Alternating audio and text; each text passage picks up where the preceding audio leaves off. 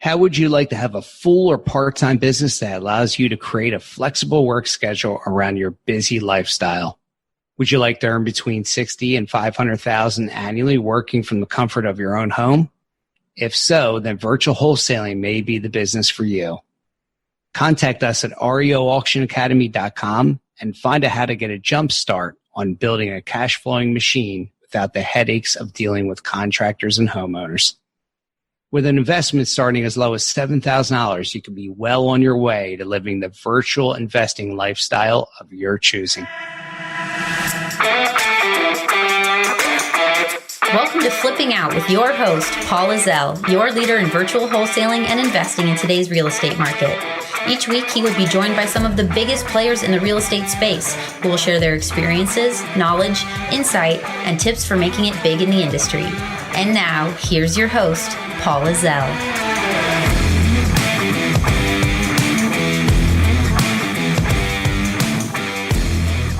Hello, everyone, and welcome to another episode of Flipping Out. This is Paul Ezell, your host, and today with me I have a special guest and fellow Floridian, and it's Raul Bolufe. Bolufe? You got it, Raul. All right. It's gonna take me a couple times to get that down. Yeah, that was all good. How's it going? So Raul's from Miami, and you've born and raised in Miami? Born and raised down here, yep. Awesome. Miami's such a fun, beautiful town, South Beach and everything. But he's been investing since, if I'm not mistaken, 2012, right? So you've been in the business here for a little while, going into your 8th year pretty soon here. Yep. Why don't you give us a little bit of background on how you got started? Because you got an interesting story here. And I definitely want you to tell that to the audience. So jump right on into it. Cool, man. So thanks for having me on the show, by the way, Paul. It's been happy to have you.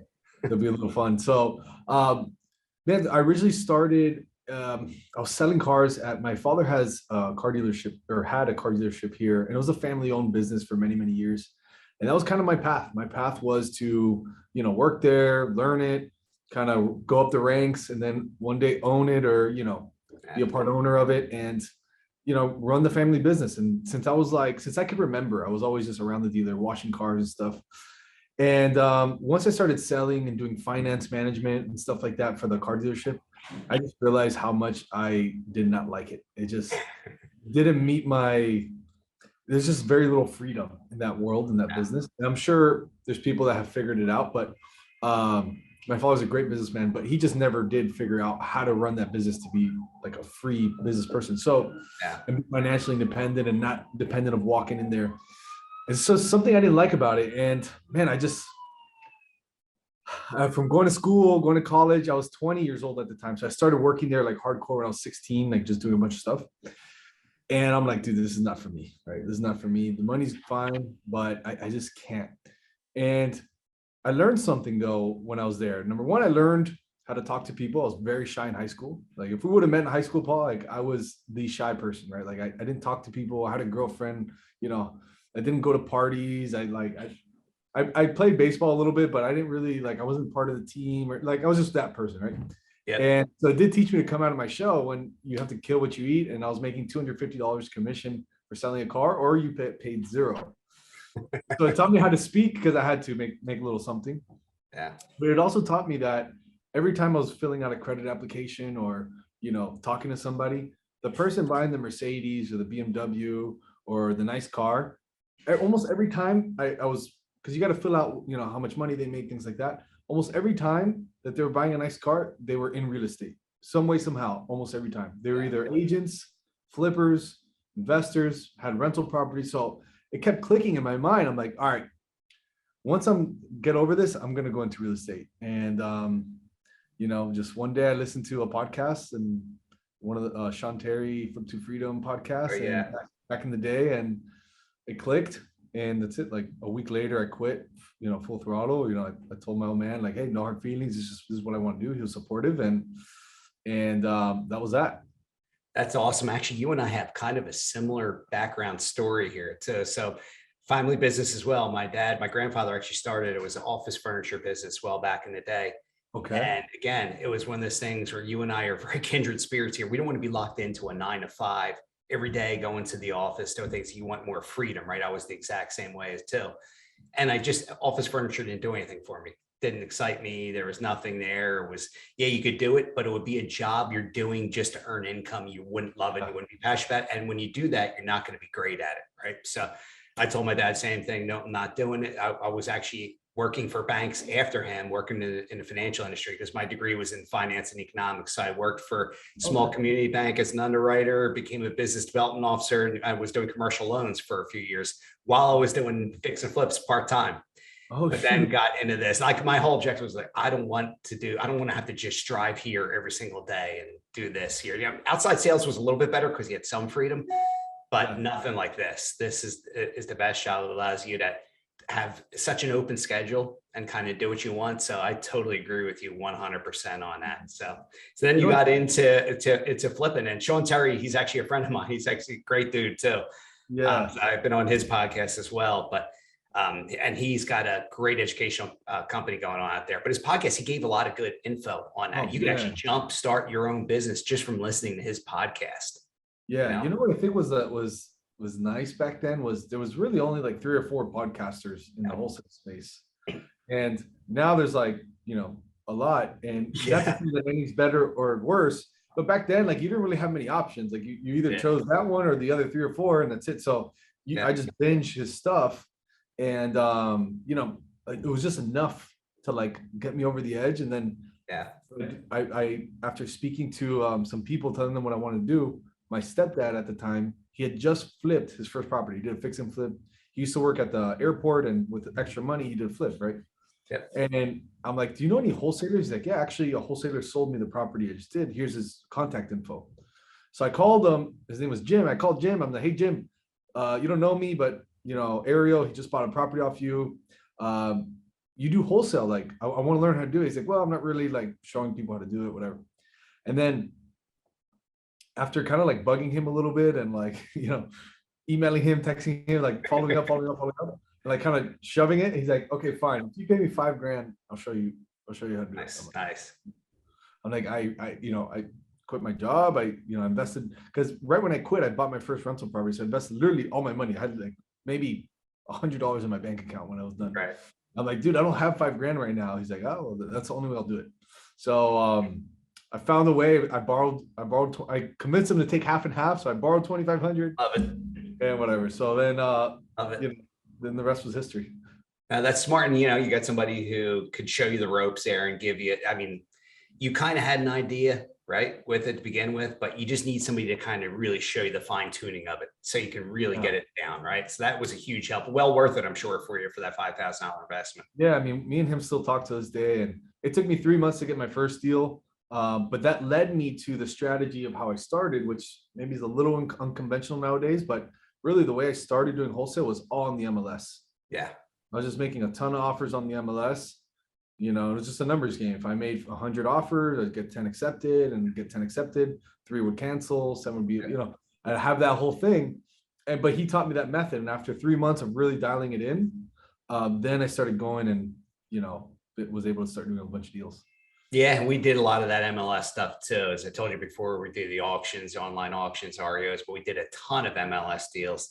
And yeah, now it's tough to find an MLS deal. You got to get really lucky, and you got to go in the middle of nowhere, because otherwise you're not finding on the MLS. Now you got to be much more creative in what you're doing. You know, you can find occasional for sale by owner, but otherwise you got to do the direct mail method, right? You know, direct mail, pay per click, go these different methods. So how did it evolve from doing deals on the MLS to then, I'm assuming you went direct mail method as well, right? Had to go from one to the other. Yeah. So from when I started 2012 to like about 2017, maybe beginning of 2018, was pretty much all MLS. I had done some direct mail, but that's about it. I had probably, you know, done a couple deals of direct mail throughout the years. But it was really all MLS. But at 2017, you know, something happened. Yeah. And what happened was these hedge funds came in. Oh, right. Foreclosures stopped, or stopped as much. Short sales stopped as much as it was happening. You know, people had equity in their homes again. People had money again. So every time I would do my offers in the morning, I'd do a hot sheet. So, you know, wherever you're from, I'm sure if you go on the MLS, you can put together a little hot sheet, is what they call it. Yep. And every day I would still use that, by the way. We still do that, believe it or not, even though it's hard to find deals. Yeah. Yeah. So I would do Monday, Wednesday, Friday mornings from 7 to 8 a.m. was when I would do my hot sheet before the gym.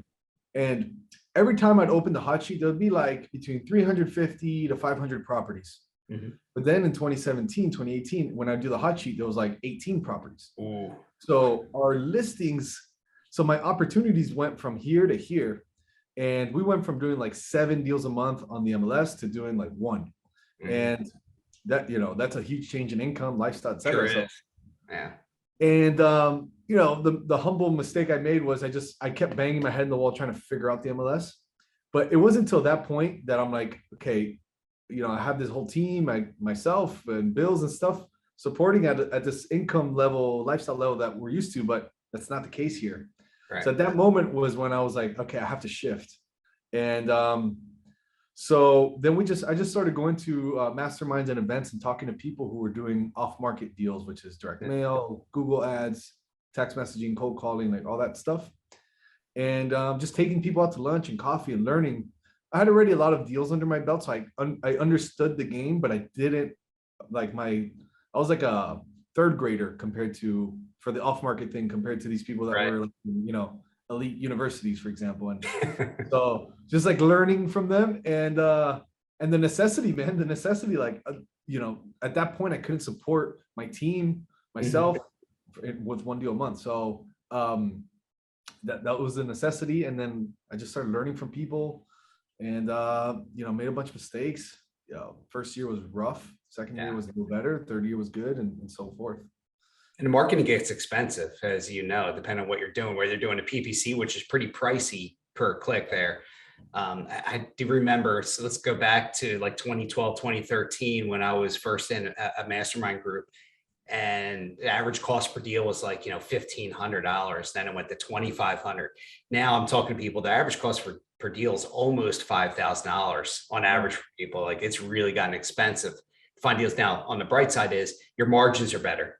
You're making bigger spreads on them. So that's a big positive as well. But the costs have definitely gone up. But, your back was up against the wall there. It made you look at different things, right? And that's what we do as an investor in this business. We can get lazy and complacent. We're used to doing the same thing all the time, but we got to adjust, and you adjusted. There was a punch, you counterpunched, right? Yeah. And you found a different way to do it and you keep going. And it's going to hit us again. We're going to have different changes in the economy. It's going to shift. And guess what? It'll go back to where there's more deals on the MLS down the road. Who knows when that'll be, but there will be a time when that happens. The foreclosures will heat up again a little bit more and there'll be more opportunities. So then you'll have 2 tools in your tool belt to be able to do, right? So you're going to have potentially more deals than you know what to do with, which would be a great problem. Yeah, no, I'm sitting back and I'm kind of like waiting for the listings to rise or whatever happens, however, whether it's foreclosures, whether it's whatever. I'm waiting because, all my MLS systems, I have them on my Google Drive, like they're dialed in. I know we've done it before. So, it's just a lesson learned, man. It happens. Just like you said, things change. You have to pivot. My mistake, I probably could have pivoted sooner, but I was hard-headed, and, but it is what it is. It was a very awakening moment. I'll tell you that. Yeah, no, and it's a good thing for anybody in business. You need to go through tough times to figure out a way to get out the other side there and see the light at the end of the tunnel. So super, super important. Now you're doing a lot of wholesaling. You're doing many fix and flips as well. Yeah. Well, I don't know about many, but we just started to do some more. I think last year we're doing 8 fix and flips. That's solid. Yeah. And then this year we want to do about 20 fix and flips this year. And then increase the wholesale business and stuff. We just saw that the margins are so great right now. If you buy a good fix and flip deal in a decent area, like people are overpaying and the margins are nice. So it's just a perfect vertically integrated business to wholesale. It takes a little bit more management and it takes a little bit more, it's a whole different business per se. It is. It's a very nice marriage when you can have your wholesale business feeding you discounted off-market deals. And you can cherry pick the ones you like and the areas you like, or you have realtors or contractors, etc. I mean, it's such a nice marriage. It is. You want to be able to do that and pick and choose which ones you want to say buy and hold as a rental or to fix and flip. It's a different animal. One of the things that we run into over the last year and a half, probably 2 years going on close to, and that probably more a year and a half, supply chain issues, which I'm sure you know of too, which delay the rehabs. So what we've done as much as we can possibly do especially in these different markets where we're in, we try to get everything that's in stock at Home Depot or Lowe's. So we're going to do like a nice base grade stuff, nothing high end. And you can put new subway tile in there, backsplash and stuff. You can still do the granite countertops, but we're going with like the in-stock cabinets as much as we can, not on high-end deals, but on your basic, $250K and under, let's say, deal in different parts of the country. So we've had to adjust even on that front, which I'm sure you're going to run into as you do more fix and flips. Sure, you ran into them last year as well. Oh, yes. It's been interesting, but it's another thing that you got to pivot. You got to learn and pivot. Once I saw the prices were going up, I just realized, okay, I need to make sure that the margins are high. I need to adjust my repair numbers, or let me have a couple training sessions in the month to share with our team what I'm learning about rehab and the numbers. So, hey, when you guys are analyzing these deals and coming up with your offer prices, hey, instead of putting 25K repairs for that house, now it's 37, just, it is what it is. And, so it's definitely a learning process. I mean, I think when people, sometimes they think about wholesale or real estate, that I think a lot of people don't treat it so much as a business per se, and that's fine if you're that you're doing ones and twos. But I think at some point, if you really do fix and flips and you're doing wholesale, you have to have some kind of business plan, business strategy, instead of just going deal per deal. I think that's the hard line from hustler to business mindset. It's not easy from like wholesale hustler to fix and flipper to like, okay, have a thing running. It's not easy, but that kind of led me there, because I still make some of these mistakes all the time. Yeah. And, in business, you're always going to make mistakes no matter what. You're going to learn from them and get better with it, but there always be different mistakes we end up making over time. There's still properties I end up losing money on occasion because I didn't see foundation issues or something come up here. Not too many of them, luckily, knock wood, but occasionally it happens. So like on the rehabbing side, there's a good friend of mine, and actually I kind of want to run through his program, or run my little brother or sister I'm going to end up hiring with me to go through his program. He has one of the best rehab processes I've ever seen, Roddy Graziano. And just a system for everything, systematizes everything. So, like you said, turning it into a business and making it so you could literally hand it off to anybody, say, here, run it. And everything's based off this app. He has an app, plus he also has a regular spreadsheet on a computer you can use. So it's things like that are definitely value adds that you can do to the business. I'll definitely share that with you. If you want. I want to write that down. That's really interesting. It's tremendous stuff. And his app, I've seen it is really, really good. And he's a badass, man. He comes in, he's no nonsense guy, baseball player like I was. You're a baseball player too, which is great. So he's just got that, competitive drive in him, but man, he is passionate about rehabs, and he's building some different stuff with other people I know now from our mastermind, some programs and stuff. So I'll definitely put you in contact with him. His app is definitely worthwhile, and his training program could be really worthwhile, especially if you have somebody that you want to have hired, dedicated to be handling rehabs for you. Yeah, that's like one of my yearly goals for this year is build that system and build a leader to be able to run the projects. Currently, it's me and my assistant, and it's not the cleanest. I know it becomes crazy, right? And then you're constantly chasing the day. So we're in the exact same process. You are here, and we do a lot out of state. So I've hired a couple who are partnering with us on a couple deals. We're testing them out and see how things go. So far, really, really good with what we've done here. So the more we do, the more that are successful like this, the more I'm going to have them do, and bring them on the operations side and just have them run things. They're really good at getting the details done and at contacting the agents, contacting the contractors and stuff. And that's what I need, because that's a time suck, as you know. Turning your utilities on, I can't stand. It's one of my least favorite things to do in this business. Sometimes you could be hours turning utilities on. It just drives me nuts. And then remembering to turn them off again, right? That's the one that we have trouble with. Actually, yesterday I got an email that I realized that I hadn't turned off one of my private money lenders' auto payments after we sold the property. 2 auto payments gone. I'm like, oh my God, I forgot to do that. Honestly, we've all been there, done that. Oh my God. I'll have to give you credit the next time he lends you money. I know. He was like, oh, don't worry, man. I'll send it back. I'm like, it makes you look bad, but it just slips. No one's perfect. But in a good way there for him, he's like, you're paying me rather than not paying me. Right? Exactly. So he's looking at you on a positive end there. I like this guy's got plenty of money. There's still money in the account, and it took him 2 months to figure it out. So something's right. That's great. But that is handy. I mean, the auto pay, private lenders love that. I had that set up with a couple of them. They absolutely love it. And for us, it's great because set it and forget it. We don't have to worry about that every day. You know, it goes out, say the 1st or 15th of the month, whatever you have it set up with them. Super important. Some of the things that, you know, you're running your business here. So you're Miami, you're doing some out of state deals though, correct? Yeah. So we have our main form of getting wholesale deals or getting deals in general is Google ads or pay-per-click. Right. And so we have it turned on about, it's about 10 to 12 states that we have it turned on. We have basically picked the best 2 or 3 counties per state. It's a little skewed because there's some states we don't do at all. So it's really just some of the best markets in the US. That's where our Google ads are going. Gotcha. That makes total sense. And you've done some stuff I think we talked about in the Carolinas and Texas even as well. Texas, yeah, I did some wholesales there. Oklahoma, bunch of different states, North Carolina, PA. You know, once you start running nationwide ads, like the leads flood in all these different states, and you have no choice other than to negotiate and get the deal at that point. So turn it into something, right? Because you paid for it. So you might as well try to turn it into a cash if you can. Turn it into a deal. Yeah, there's another friend of mine from, again, he's an Investor Fuel mastermind group I'm in. He's from Miami originally. He actually just moved to Portugal, but he does the pay-per-click ads. We've partnered, done about 8 or 10 deals throughout the country this year.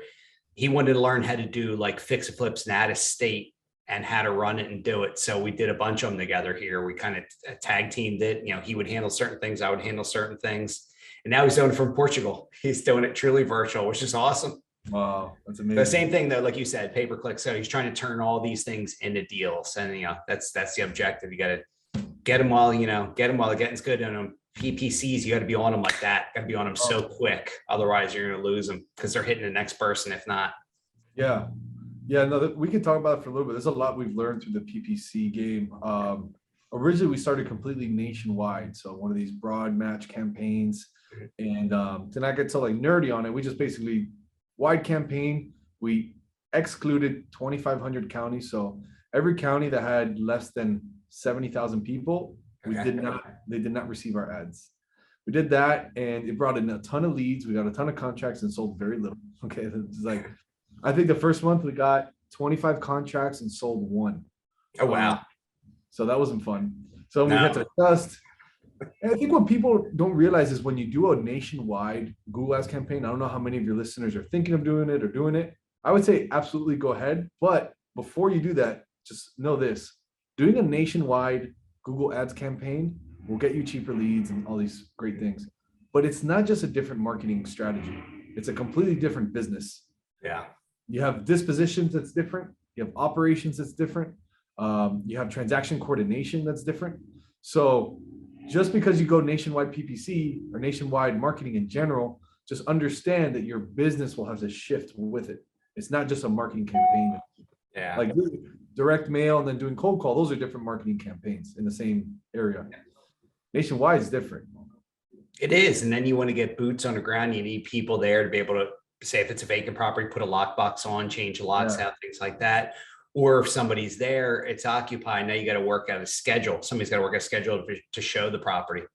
Yeah. So there's a lot of steps. There's a lot of things that go, involved in this. It's not super simple. It is not super simple. A lot of moving parts, especially when you go nationwide. You're 100% right. I mean, it just changes everything, especially when you go to a new market and you got to find another new person to do the same thing you hire somebody else to do. Yeah. Find buyers or a title company. You can go nationwide title company, or if you would need to close quick, you go to a local one. Like there's all these little nooks and crannies that you learn with it, but it is what it is. Honestly, I think that going different states or more nationwide model is probably a more sustainable long-term wholesale business model that you can make consistent amount of larger revenues every month. I completely agree. I don't know if you started local, but a lot of us start local. I started local in South Florida for years. Started local. I just couldn't get past the 100 to 150,000 a month mark. I could not get past that in Miami only or Dade County and Broward only. Yeah. It wasn't until we started going nationwide that we started seeing a little bit higher revenues every month. So it's a different shift in business, but if you commit to it, there's a winning side. The grass could be greener if you do it, if you shift with it. Yeah, absolutely. No, I mean, That's the truth. You really, if you need to have cast a wider net, right? It's basically what you need to do. You need to get a certain amount of deals, make a certain amount of income, especially in this red hot or white hot market that we're in here. And in South Florida, guess what? I mean, Zillow is still predicting 15% increase in value of real estate in Florida this year. And I think, honestly, I think that could be slightly low. It could be closer to 20, because I think we were at 18 or so last year. But I think this year, if you look at things, right? So what could push that number up? So because rates are starting to creep up slightly, it's going to push people into the spring, summer market of people buying in Florida again, people flooding like I did from the Northeast down, people from the Midwest down. It's enough that kicking butt. All right, the rates are going to go up. We got to buy now while we can still afford that monthly payment. So I think we're going to have a boost at least in the first 2 or 3 quarters of 2022 here in Florida, for sure. I believe that, and it's so good you brought that up, because if you're listening, you're probably interested in real estate. You're either already flipping or already investing, but if you're looking to buy something, and this is like, obviously at the end of the day, it's kind of theory. We have to see how it plays out. But like you said, and I believe the same exact thing, I think as the rates creep up, I think for the first half of the year, we're going to see an even higher demand of properties, because people don't want to buy at a 4.5% interest. They want to lock it in now at a 3.6. And from 3.6 to 4.5 is a big jump. Especially when you're talking about expensive properties in Miami, right? Yeah. I actually think the people that have been on the fence are jumping in now again, because they're like, hey, if I wait, I'm not going to be able to afford this $500,000 house anymore at 4.5%, 5% interest rate. So obviously it's a theory, but I'm sure you're in Naples, you see the crazy market. I'm in Miami, I see the movement. There's literally no signs of people slowing down. And that's the beautiful thing about being the wholesale game. Like, you can control a discounted off-market asset. It's like, and you could see it. Powerful. Yeah. Because wholesaling is just an exit strategy, right? Flipping is another, rentals another. But when you have that machine, whether it's a machine that produces you 1 deal or 100 deals, once you have that machine that can produce an off-market deal, like, and you can think about it in a way of like just different strategies and different exits. I mean, it opens your world so much. I mean, this goes back to like, once I started learning even more about real estate, I'm like, I can never think of doing like the car business ever again. It's so different, so different. And the car business, like you said before, you're locked into a location. You got to be here to do this, 9 to 5, and that's just not in our DNA to do that. But no, this market, and when I saw it, and I follow the trends, and I really like Redfin puts out a weekly report on housing, and I read that. That thing's great. And what it said, the latest one was January actually set the record for that most demand in the history of the real estate market for January. So when I saw that, I was like, you know what, this is right now, this is telling me this is the year. It's going to be a real big pump. They're going to push. 2022 is going to be big for real estate. I think we'll see 2023 maybe be the slowdown year, where it slows down a little bit. If rates creep up, say over 5.5%, I think that'd be enough for a lot of people to hit the brakes in the market and slow things down. This is going to be a great year for flippers. Oh, big time. Because you buy something in January, you finish it in April, you just gain appreciation. And honestly, it's kind of like a cheat code. It's something that can spoil us or spoil you, but as long as you're aware that it's probably not going to last forever, but it's fine. Just be aware that, take advantage of it, right? Take advantage of it. Everyone's got the opportunity right now. Do what's hot. And right now, the fixing and flipping makes a ton of sense. In this market, you're not going to get hurt right now. And it's just simply taking advantage of the market. Really, as an investor, you're out there, you want to figure highest and best use of this property, right? What is the highest and best use for this? What can I do? All right, so right now I'll just fix and flip it, because I know if I hold it for a few months, it's going to go up in value just because I'm holding it, let alone the repairs I'm doing on it with the forced depreciation. So you're just gaining so much. As the market shifts, we'll look at it and change. All right, the market's starting to cool down a little bit. I'm not going to go as high scale necessarily on my rehab. I'm going to try to just, do it to bare bones and make a nice little chunk of change. And now I got to reduce my profits a little bit, especially if materials are still going up, right? You just got to take all these factors. That's all you can do as a business owner. Is it just apply? The two things look at when we decide, are we going to wholesale it, flip it, it's really just what's the highest and best use, or 3 things: the highest and best use, what's the ROI of each section, like what does it meet, and what's my current cash position. Yeah. If you're involved in a lot of flips and you have a lot of cash out, yeah, you can do deals with no money and partners and stuff, but typically not my favorite thing. I always like to have in the bank just in case, but so those are the main things, right? I would encourage you, you listening or whatever, just to come up with your own criteria for what you want. Do you want a 3-bed 2-bath that makes 500 net a month if you rent it? Do you want a flip? Do you want to make at least 30 grand on a flip, or 20 or 50, whatever, or 100? Everyone has different criteria, but if you come up with that, now when you come into the market, you're a lot more sharp and you can navigate through this thing a lot faster. Yeah, basically you're just coming up with a plan. And what you're saying is you need to have a plan for different exit strategies, whether it's to buy, like if you paid this much for this property, you could do it as an Airbnb or vacation rental and earn this much per month, right? In this particular area with the 3-bedroom, 2-bath, 1,500 square foot condo, say.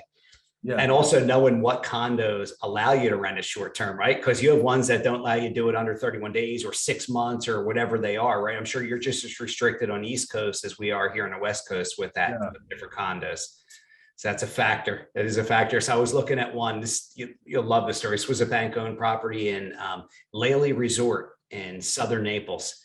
Great place because you can do short-term rentals. You could do them as short as 7 days. So I loved it. So I was all over. It was 144 or 140,000 was the ask price. I bid 155. Would you believe somebody came in and bid 210? And this was gutted. It needed everything. They bid 210 cash, knowing that you're going to put in 75. So you're upside down. But here's what the point is. They knew they could still cash flow it. They didn't care. They had the cash. And they just wanted to earn a return off of that cash, I think is more or less what they're doing. So we're running into that kind of competition, which from an investment standpoint, like our mind says, yeah, that doesn't make sense. I can't do that. If I can't cash flow it with this much money into it, or if I'm upside down, if I have no equity, I'm not going to even bother with the property unless it's cash flowing like crazy, right?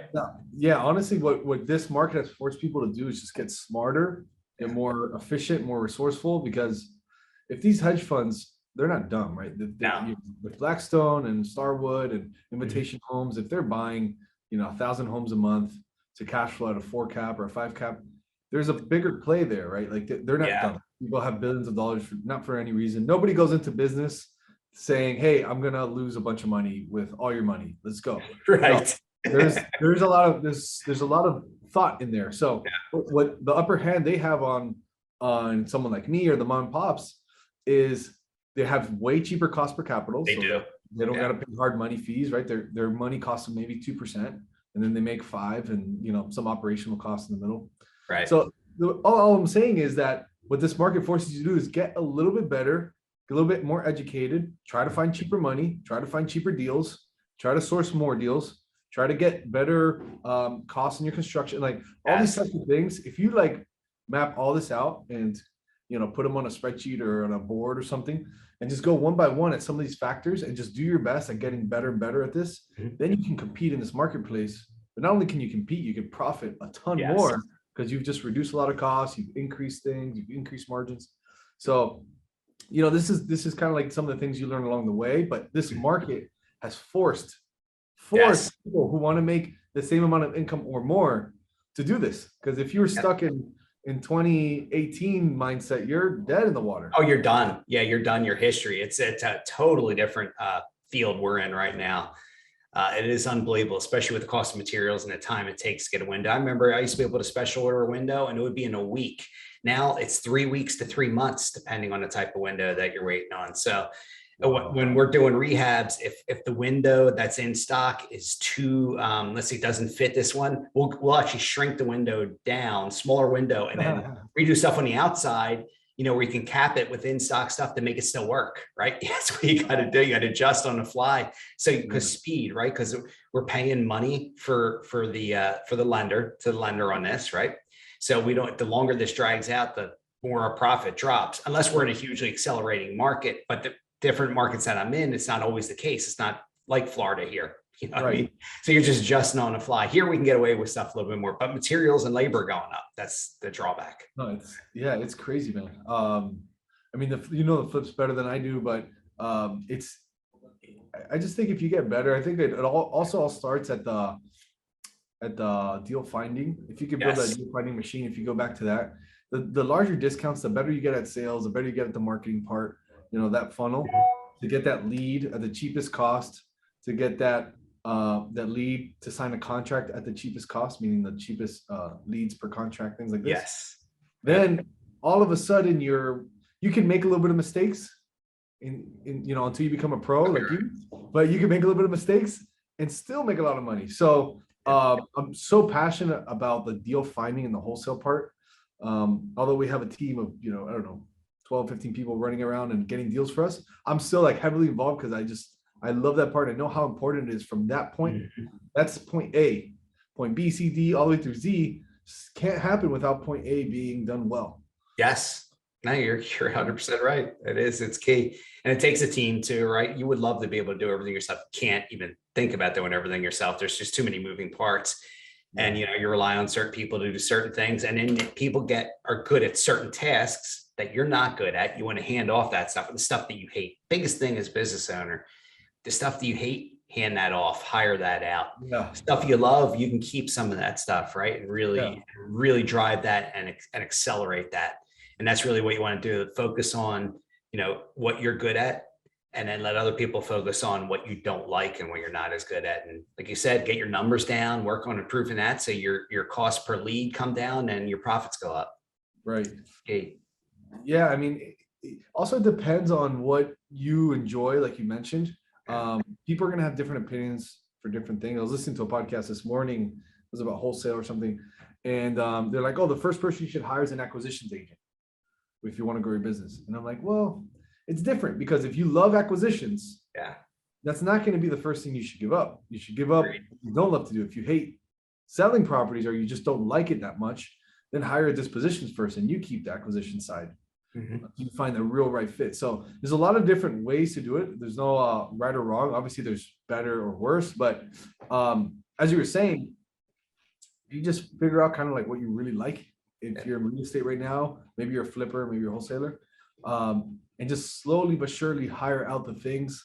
But it's okay to keep what you love. Like, I've met people who do, 8 figures a year wholesaling houses, and I've met people who are not involved at all, and I've met people who still go on appointments. Both guys do 8 figures or more wholesaling. So there's no right or wrong. There is no right or wrong. Yeah, you're right. Never talks to a seller again, makes 10 million. The other guy talks to sellers every day, makes 10 million. So there's no, you just have to choose what you like for you. That's very, very true. So I started this business in 2001. I was the acquisition guy. I am still to this day the main acquisition person, but I do have new people that we're working on over the past year, bringing us new deals too, which is good. So they're bringing additional deals.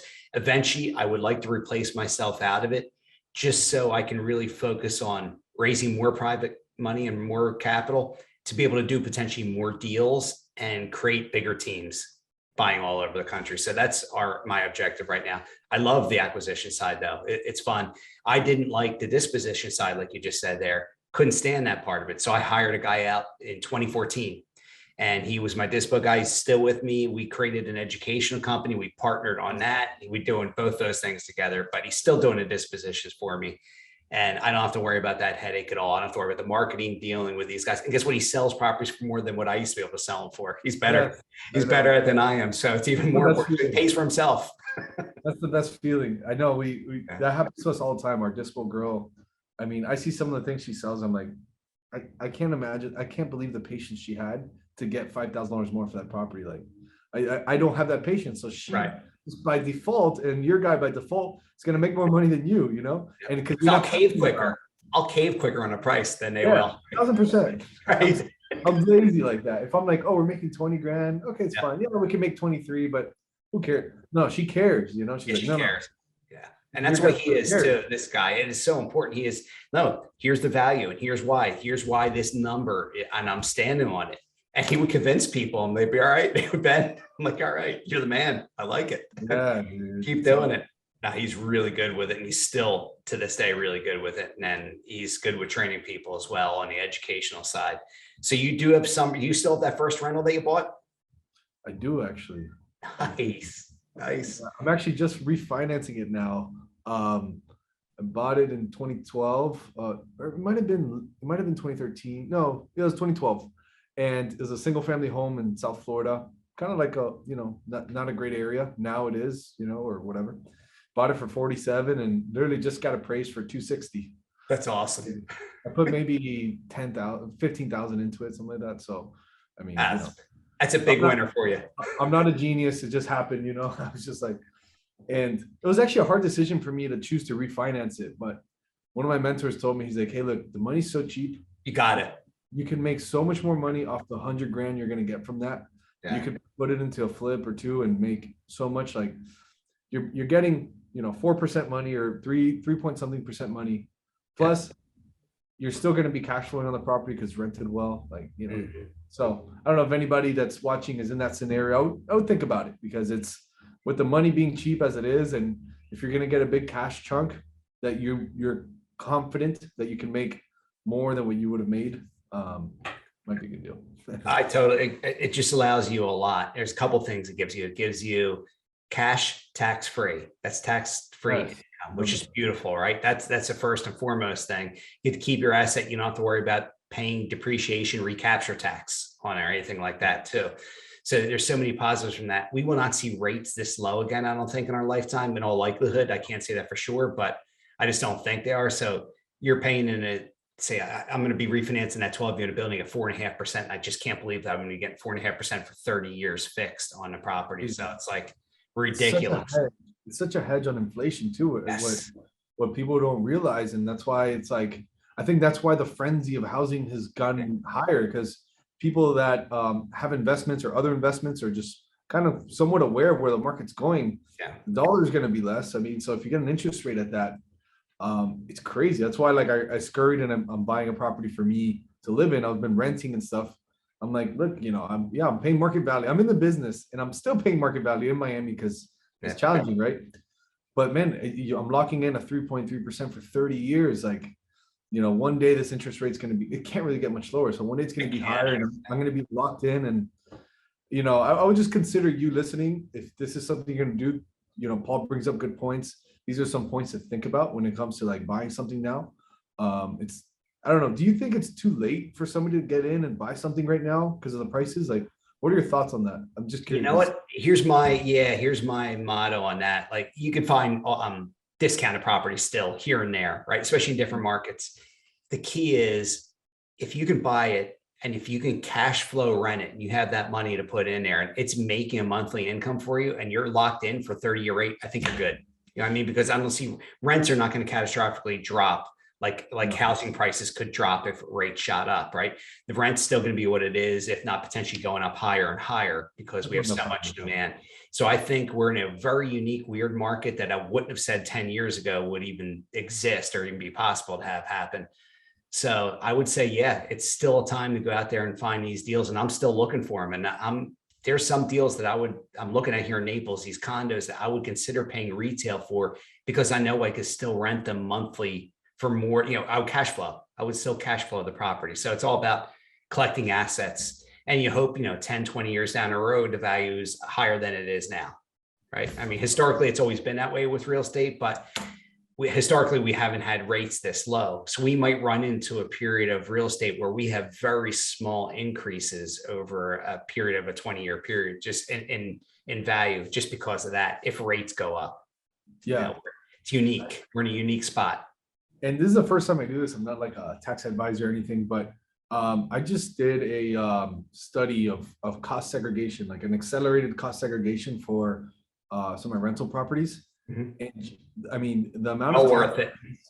Oh my God. I mean, the amount of tax savings is unreal. So like, I think this is also another reason that it's a good time to buy real estate, or whenever is a good time, is if you have an income that, an active income that you're going to have to pay a big chunk of taxes on, you can depreciate a house over the 27.5 years. That's fine. I mean, I'd encourage you to Google this, right? I'm going to skim over a couple of things, and I'm not a tax guy, but you could also like depreciate that 27.5 years in 1 year. Yes. You don't get it further on. That's fine. Okay. But man, that, like, let's say you bought a house for 300,000. When you do that study, you might get a tax saving this year of like 20 grand or 15 grand, right? I'm just throwing out numbers. This might not be exactly accurate, but with just 6 properties of mine, I was getting a tax saving of over 6 figures. And these are not like expensive properties. And I'm like, oh shoot, like I'm not gonna have to like You're not gonna my pay taxes could be taxes. very little. Yeah. Or I'm not paying taxes. So Yeah.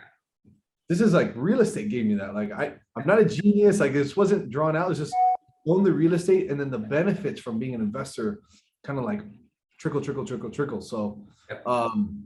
that's another like great reason. I know this is a real estate podcast, so I'm sure people are already sold on buying real estate, but even more because the questions I get now at the meetups or masterminds or some of my team members, they're just like, yeah, but the prices are high. Should I still buy it? It's like, why? Honestly, like, this is the value proposition of real estate. And this is the like prices here, and then there's all these value propositions. I mean, Yes. you choose, Yep. I mean, it's the key. The rates are so cheap. You can afford to. The cost segregation analysis, which you're talking about, I got that done. It's in the process being done on a property in Wyoming.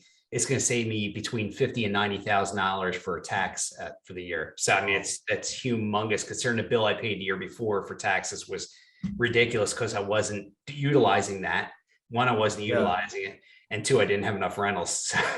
So I'm in a weird situation this year. I'm actually selling all my rentals in Pennsylvania, and I'm going to be buying more here and in Wyoming and in probably Texas, Tennessee, all these zero income tax states, because I don't have to worry about filing returns in all these different states. That drives me nuts. So I'm going to concentrate on just doing that, getting them all out of Pennsylvania, focusing on Florida, Wyoming, Texas, and maybe Tennessee there, and doing a cost segregation analysis because there's nothing more valuable than that. It's amazing what I'll stroke that check all day long for the cost for that to get the tax savings that you get.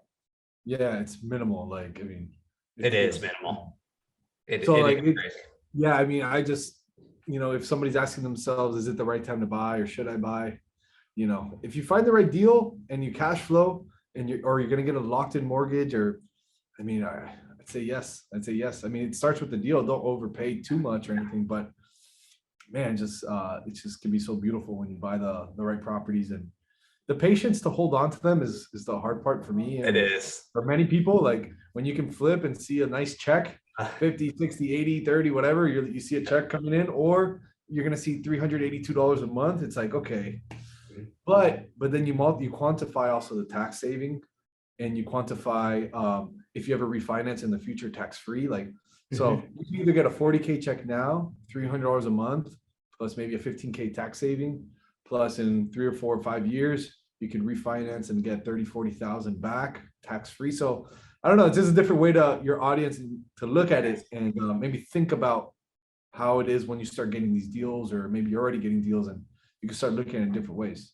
Raul, you're hitting the nail on the head. That is just so vital, because not only are you pulling cash out tax-free, but if you use the cost segregation analysis, the wholesale income, you're actually reducing your taxes on your wholesale income, which is your current income, which is huge, right? What other business can you do this in? There is no other business that allows for the tax wraps. I'm big into cryptos, but cryptos are just going to be taxed when I sell them, just like short-term capital gains or long-term capital gains. I can't write anything off against that, just like stocks and bonds. It is what it is. Real estate's the greatest resource out there, tax savings resource for us. And when you get into this business, the better you get at doing that, the more longevity you'll have, and the more you're going to keep in your pocket, and the less you have to worry about giving to the government, which is going to be key. Yeah, Paul, and I know we talked a little bit about crypto and stuff before we jumped on live, but I've had some meetings and stuff, but I'm not really into it, but what's your take on, what do you think is going to be the next move for real estate and blockchain? Like, have you had some thoughts on that? Like, what do you think is going to happen? There has to be a big win or a big play that some company, maybe a bunch of companies are going to do. I just see a lot of synergy through those two things. And I think real estate's still kind of antiquated, like the closing process and the agent process stuff. So I don't know, what's your take on real estate and blockchain, and what do you think might happen there? This is real interesting. There's I can't remember it. It's in Florida. This property was just listed by a realtor here, and it's being sold as an NFT on OpenSeas. I don't know whether you saw that or not. That'd be interesting to see how that goes, because I think you might have, if that goes well, you'll have a bunch more people follow suit. So where will blockchain help in real estate? It'll help big time for the counties for recording. When they're recording, they'll hopefully start and create their own blockchain, or a company will provide a blockchain for them to do. So the deed is then recorded on a blockchain. Let's say you're the owner of it, right? You have your public keys and you have your private keys. Public keys is access. Everybody can see, all right, Raul owns this property. This is his property. I'm going to go steal a deed and do it. Well, you can't without your private keys doing that. They have no access. So the security it'll provide would be tremendous. With that, that's going to be huge. Also on the healthcare side too, think about your medical records and those kind of things. That's where it's going to be really valuable in real estate. Hopefully, and make things quicker and easier for recording. So you're not waiting, right? Like you have delays now. I'm sure anytime you get government involved, they'll just delay everything and screw everything up like they normally do, right?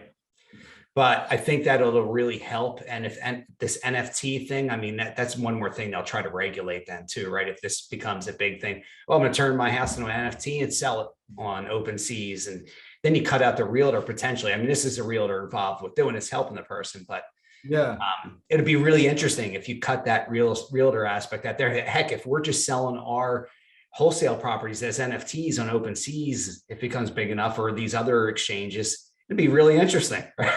Yeah, you know what's crazy? Like that specific property, that specific thing, it's being done by Proppy. This is a company. The CEO actually met her through that person I was telling you about. And she wanted to get one of our properties and do that. Okay. And I never really, this was maybe like 6 months ago when I had this meeting with her. Mm-hmm. And I didn't follow through. And she ended up following through. And that's the property that basically that could have been from our company, but I didn't do it. And so I actually emailed her yesterday. I'm like, hey, congrats. I saw you ended up doing it. Like, I'm looking at your success, whatever. So I don't know. I just wanted to bring it up. I saw that same thing yesterday, that property in Florida. I think it's going to open a lot of eyeballs if that goes through successfully. And I'm curious to see the demand and the hype that comes after that, and how exactly it works. Because I think that'll be really cool to just kind of see. I mean, it'll be a different realm. I totally agree. And there could be a window, again, think window of opportunity here to sell things for more than you would normally sell them. Yeah. So let's say it becomes overhyped and we just start listing our wholesale properties on there. Boom, we're selling for way more than we would normally. Why not take advantage of that market, right? Why not? So, but you know what you need first for that? You need the deal machine. You need the deal machine. That's the key. Deals. Yeah, that's the key. Need deals. Have no deals, it doesn't work. Yeah, the true stuff. I know you have a YouTube channel you want to talk about too. Do you want to get into that and show people how they could follow you and subscribe to your channel there? Awesome. Yeah. So my YouTube channel is it's my name, Raul Bolufe on YouTube, and I'm passionate about that thing. That's kind of like my passion project. Started about 10 months ago, and we're posting 3 videos every single week. Nice. It's a lot of tips and tricks on how to find wholesale deals, what to do with wholesale deals. You can go behind the scenes with me, checking out different deals, analyzing properties, how to make the right offer, how not to make the wrong offer, where to find buyers, where to find sellers, all these types of things. And you can kind of follow my journey and our failures or successes, and you can see, so you don't make the same mistakes. My goal for that channel is for you to kill it in wholesale, kill it in real estate with making less mistakes and making more money. So nothing to sell you, really, just really all free. You just go in there and watch it, and I appreciate your support.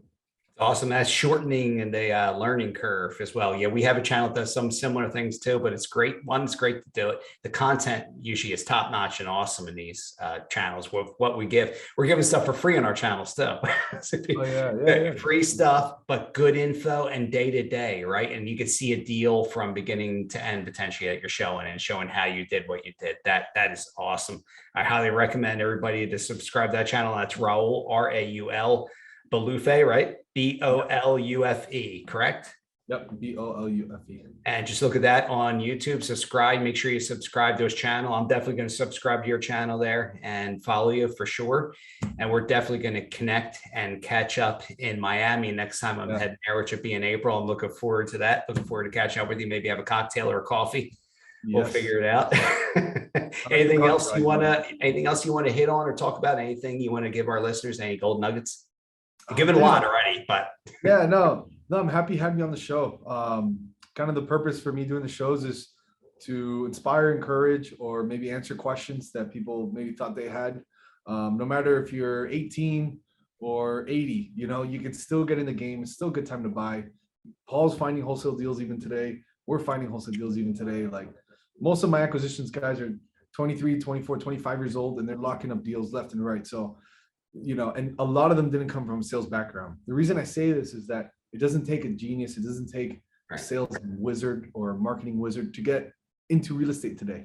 Whether you get a deal from the MLS or direct to seller, whether you knock on a door or whether you send a postcard, it's very possible. And if it's something you really, really want to do, I'd encourage you to start today and do it. It's possible. Absolutely. That is awesome, Raul. I really appreciate all your time today. I know you've got a hard stop here coming up, so we'll let you go here, but I definitely want to follow up with you in about a year or so, potentially bring you back on here, see how things are going. We'll talk about the market again. We'll give it our analysis again. And I love the back and forth here. I appreciate it. That'd be awesome, Paul. Thank you. Thank you. We'll see you next one. You've been listening to Flipping Out with Paul Ezell, the #1 success platform for virtual wholesalers. Visit our website, thevirtualinvestor.co, for more information about how you can leverage virtual wholesaling to take control of your time, enjoy financial freedom, and live life the way you've always wanted to. Join us again next time for another informative discussion right at your fingertips.